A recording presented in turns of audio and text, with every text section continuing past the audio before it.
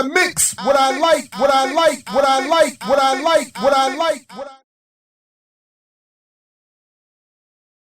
So I have another black film for you. Excellent. And we've already figured out how this film is going to get our white audience. Great. Because it's a black film, it's going to get black audiences. But we know we need that mainstream as well. It's a film based on a play about Malcolm X, Muhammad Ali, Sam Cooke, and Jim Brown. And it's called One Night in Miami.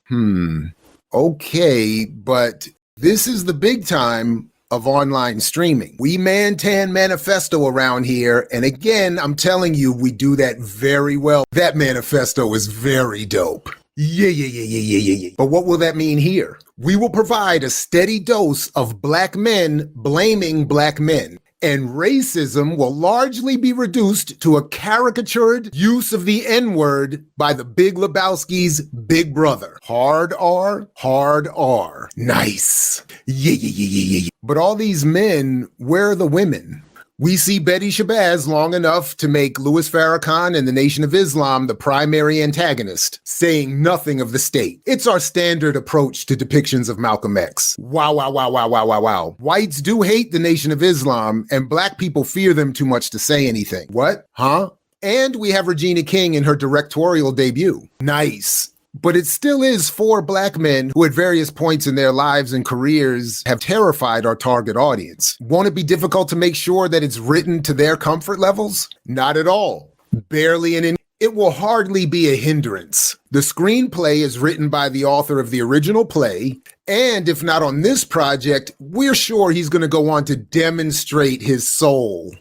Great. So what will happen in this film? Well, even though the meeting between these 4 men actually happened, the details are completely fictionalized. So we get to collapse, confuse, and transpose timelines in order to do what we need to do. Nice. Fictionalized depictions of real people and events are dope. Yeah. Well, sort of, right? Because Malcolm did in fact meet also with Kwame Nkrumah, Che Guevara, Fidel Castro, Muhammad Babu, and even Coretta Scott King. But do we have a screenplay written about these meetings produced by a future Disney Pixar writer?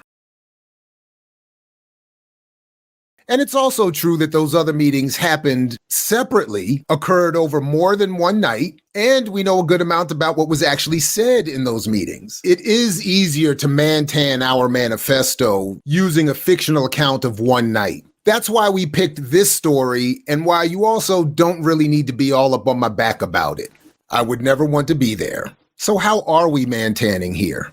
We're going to start with a failed Sam Cooke performance that actually happened many years before the events of this film, so that we can shift the timeline of his dropping his more famous "A Change Is Gonna Come," which more easily helps us establish the largely false binary between revolutionary and sellout that we're going to use throughout. Simple binaries are dope, and again, good thing it takes place all in one night. Exactly, and why we like this as source material. No chance for a focus on these men, the movements that impacted them, or their actual politics to be truly explored. And actually, one night is even a stretch. Ali didn't actually make it to the room until after midnight. Right, no time for much more than Ali playing dumb, young, and confident, Cooke being mostly just a sounding board for Malcolm's rants, and Jim Brown further reducing Malcolm X and his never explored politics to being only about his complexion.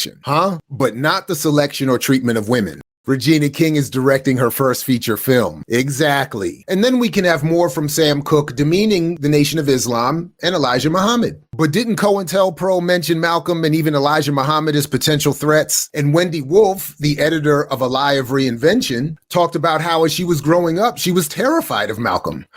Whites fear Malcolm and need him distilled. So here, he just yells and then cries. Those we fear being reduced to tears pending loss and death is dope. Yeah. So far, this sounds great, but are we sure this writer can deliver a strong finish? We will wrap with an out-of-context montage that plays under Sam Cooke's "A Change Is Gonna Come." Indeed, it has.